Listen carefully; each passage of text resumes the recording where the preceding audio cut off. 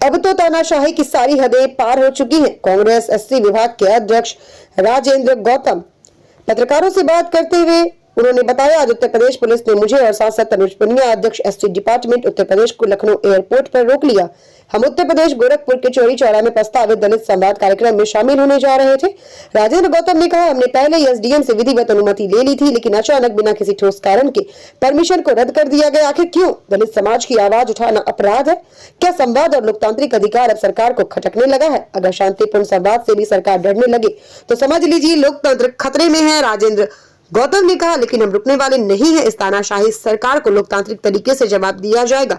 उत्तर प्रदेश की जनता बाहर चुनाव में इन्हें उखाड़ फेंकेगी। देखिए स्टार न्यूज़ प्लस के लिए उत्तर प्रदेश के गोरखपुर से डायरेक्टर राजीव चंदेल की ये रिपोर्ट। चोरा चोरी में आज कार्यक्रम था, जहां हमें एक सामाजिक सम्मेलन था आज, और जब हम एयरपोर्ट पे उतरे तो पता चला कि परमिशन अचानक कैंसिल कर दिए होली का बहाना बनाकर। मैं ये समझता हूँ कि ये एक तरीके से तानाशाही है और ये प्रजातंत्र के लिए बेहद खतरनाक है। हम लीगल तरीके से कोई प्रोग्राम कर रहे हैं और पहले से प्रायर परमिशन लेकर कर रहे हैं, तो अगर आपको लगता था कोई जायज वजह है कि नहीं होना चाहिए तो आपको परमिशन नहीं देनी चाहिए थी।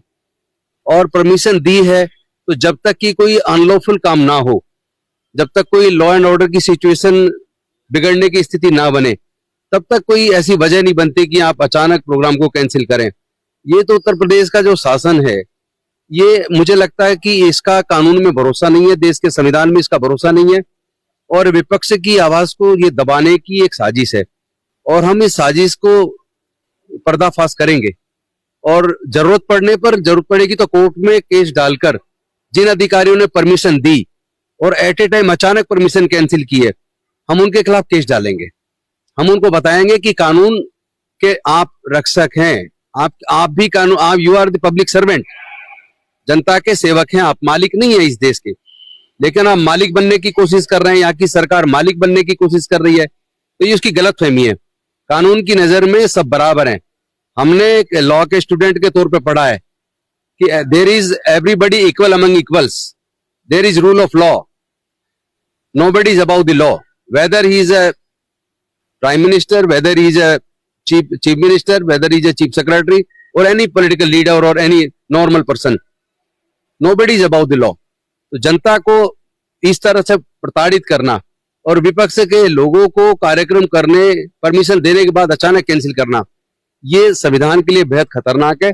और ये स्थिति एक तरीके से भारत को इमरजेंसी की तरफ ले जा रही है, और हम लोग इसका सशक्त कानून के तरीके से संविधान के दायरे में रह के हम इसका विरोध सशक्त तरीके से करेंगे। और ये पॉलिटिकल लड़ाई है तो हम लड़ेंगे, कोई दिक्कत नहीं है।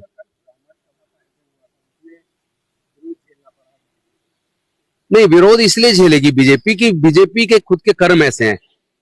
आज नहीं तो कल धीरे धीरे बीजेपी के लोग भी विरोध शुरू करेंगे, क्योंकि भारत की जनता इतनी प्यारी है कि वो एक हद से ज्यादा तानाशाही से बर्दाश्त नहीं कर सकती। सब लोग यहाँ भारत में कानून को पसंद करते हैं और शांति और प्यार, समाज में आपस में प्यार हो, आपस में शांति के साथ सब मिलजुल के रहें, भारत के लोगों का मूल चरित्र है। और जब जब कोई पॉलिटिकल पार्टी या कोई लीडर उस मूल चरित्र को खराब करता है, देश के अंदर प्यार मोहब्बत और शांति का वातावरण को खराब करता है, चाहे वो कोई कितनी बड़ी पॉलिटिकल पार्टी हो, तब भारत के लोगों ने जवाब दिया है और इस बार भी जवाब दिया जाएगा।